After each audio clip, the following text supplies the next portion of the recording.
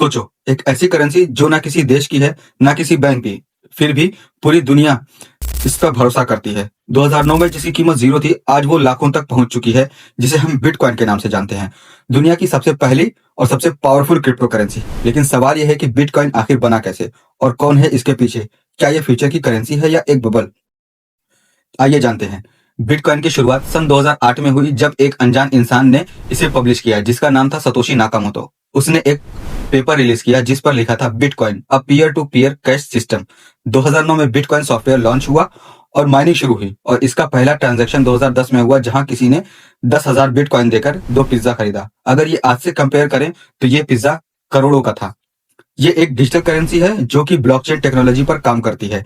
अब तुम ये कहोगे कि ब्लॉकचेन टेक्नोलॉजी क्या है, तो मान लो ये एक रिकॉर्ड बुक है जिसमें हर ट्रांजैक्शन परमानेंटली स्टोर होता है, और इसकी माइनिंग इस तरह से होती है कि जब हम कंप्यूटर्स कॉम्प्लेक्स कैलकुलेशन सॉल्व करते हैं तो बदले में बिटकॉइन रिवॉर्ड मिलता है। और इसकी सबसे खास बात यह है कि इसे ना ही कोई कंट्री, ना ही कोई बैंक और ना ही कोई मिडलमैन कंट्रोल करता है। ये पूरी तरह डिसेंट्रलाइज्ड है।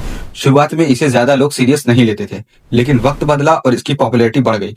2013 में पहली बार इसने $1,000 का आंकड़ा क्रॉस किया, और 2017 में ये लगभग $20,000 तक पहुंच गया, और जो बाद में 2021 में करीब $60,000 हो गया। फिर इसके बाद बड़ी कंपनीज जैसे टेस्ला और पेपल ने भी इसे एक्सेप्ट करना शुरू कर दिया। अब ये सिर्फ गिग्स की चीज नहीं रहा, बल्कि ये इन्वेस्टमेंट बन गया। लेकिन सवाल ये उठकर आता है कि बिटकॉइन परफेक्ट है या नहीं।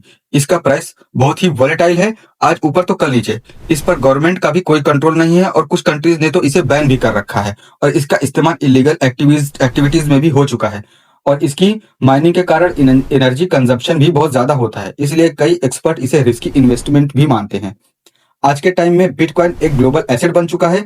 इंस्टीट्यूशनल इन्वेस्टर्स भी इसमें पैसा लगा रहे हैं, और कई देशों में ये लीगली एक्सेप्ट भी है। क्रिप्टो मार्केट अब $1 ट्रिलियन इंडस्ट्री बन चुका है, लेकिन साथ ही इसमें मार्केट क्रैश भी देखे गए हैं, जो ये बताते हैं कि रिस्क अभी भी मौजूद है। अब बात करते हैं सबसे इंपॉर्टेंट सवाल की कि क्या वॉर का असर बिटकॉइन पर पड़ता है। देखिए, जब अमेरिका और इजराइल और ईरान के बीच टेंशन बढ़ा तो इसका सीधा असर क्रिप्टो मार्केट पे देखने को मिला। जैसे ही एयर स्ट्राइक्स और अटैक की खबर आई तो बिटकॉइन का प्राइस अचानक गिर गया, और इसमें कई बार 4 से लेकर 10% तक की गिरावट देखी गई। पूरे क्रिप्टो मार्केट में billions of dollars wipe out हो गए, और इन्वेस्टर्स पैनिक सेलिंग करने लगे, क्योंकि ऐसे टाइम पर लोग रिस्की एसेट जैसे क्रिप्टो बेचकर सेफ एसेट जैसे गोल्ड की तरफ जाते हैं। लेकिन इंटरेस्टिंग बात यह है कि जैसे ही सिचुएशन थोड़ी स्टेबल हुई और पीस टॉक्स शुरू हुई, बिटकॉइन वापस रिकवर भी करने लगा, और 70,000 से लेकर $75,000 का आंकड़ा पा गया। यानी बिटकॉइन न्यूज और ग्लोबल इवेंट से डायरेक्ट इंपैक्ट होता है।